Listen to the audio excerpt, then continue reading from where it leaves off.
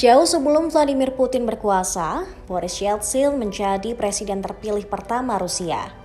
Dia menjabat selama 8 tahun, terhitung mulai 1991 hingga 1999.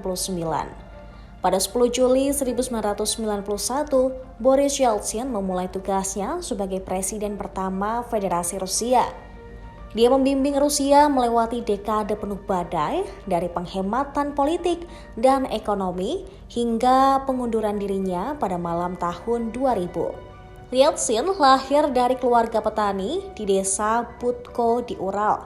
Ketika satu-satunya sapi keluarga mati, ayah Yeltsin pindah ke Perm untuk bekerja sebagai buruh di sebuah lokasi pembangunan. Keluarga beranggotakan 5 orang itu tinggal di satu kamar gubuk komunal selama 10 tahun. Tidak terpandang di sekolah, Yeltsin bekerja sebagai insinyur konstruksi selama 14 tahun sampai ia bergabung dengan Komite Kota Partai Komunis di Sverdlovsk sebagai pejabat penuh waktu.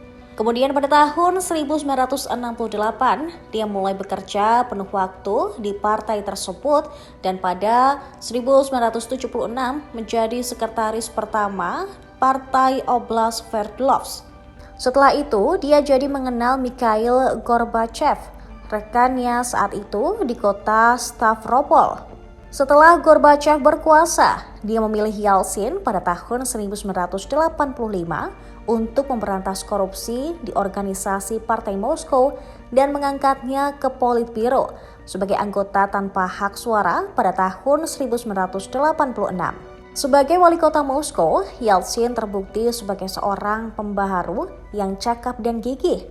Tetapi dia menjauhkan diri dari Gorbachev ketika ia mulai mengkritik lambannya reformasi pada pertemuan-pertemuan partai, menantang kaum konservatif partai, dan bahkan mengkritik Gorbachev.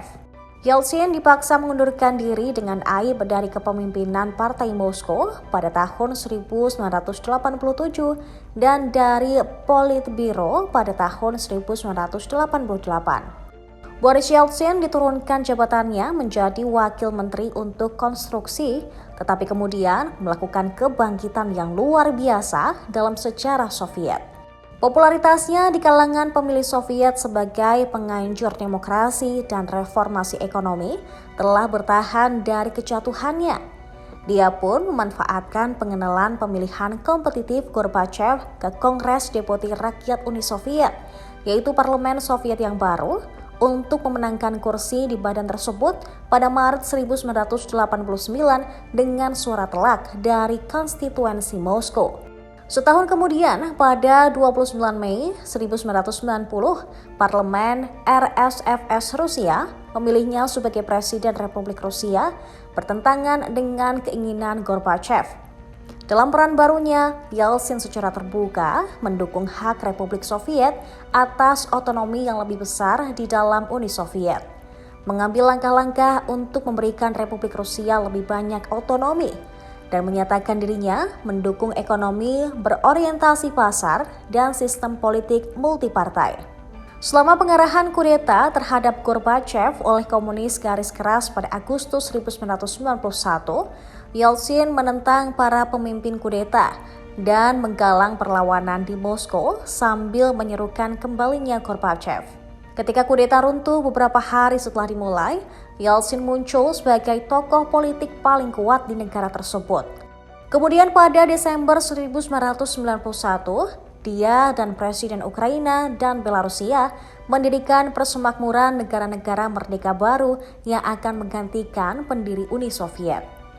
Ketika Uni Soviet runtuh setelah pengunduran diri Gorbachev sebagai Presiden Soviet pada tanggal 25 Desember, pemerintah Rusia di bawah kepemimpinan Yeltsin kemudian mengambil alih banyak tanggung jawab mantan negara adidaya untuk pertahanan, urusan luar negeri, dan keuangan. Sebagai Presiden Rusia merdeka, Yeltsin memulai tugas berat untuk mengubah ekonomi komando negaranya yang membusuk menjadi ekonomi berbasis pasar bebas dan perusahaan swasta. Awal tahun 1992, dia mengakhiri subsidi harga pemerintah dan kontrol atas makanan dan barang konsumsi lainnya. sementara juga membiarkan pertumbuhan pasar bebas tanpa hambatan di kota-kota. Pada Desember 1994, Yeltsin mengirim pasukan tentara Rusia ke Chechnya yang secara sepihak memisahkan diri dari Rusia pada tahun 1991.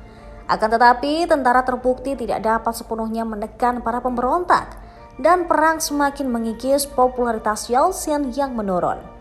Perang di Chechnya dan kegagalan reformasi pasar bebasnya untuk memacu pertumbuhan ekonomi meredupkan prospek Yeltsin untuk terpilih kembali menjadi presiden Rusia. Namun, dalam comeback yang spektakuler lainnya, dia memenangkan pemilihan kembali atas menantang komunis di putaran kedua pemilihan yang diadakan pada Juli 1996. Popularitasnya ketika lengser hanya sebesar 2% saja, dan parlemen baru yaitu Duma Negara beberapa kali berusaha memaksulkannya dari jabatan. Yeltsin juga dikritik atas hasil mengecewakan pada Perang Chechnya pertama, di mana Rusia secara militer mengalami kekalahan dari Chechnya mendapat otonomi lebih, bahkan kemerdekaan de facto. Yeltsin kemudian digantikan oleh Vladimir Putin. Dia meninggal dunia pada tanggal 23 April 2007 akibat gagal jantung. Terima kasih sudah nonton. Jangan lupa like, subscribe, dan share ya.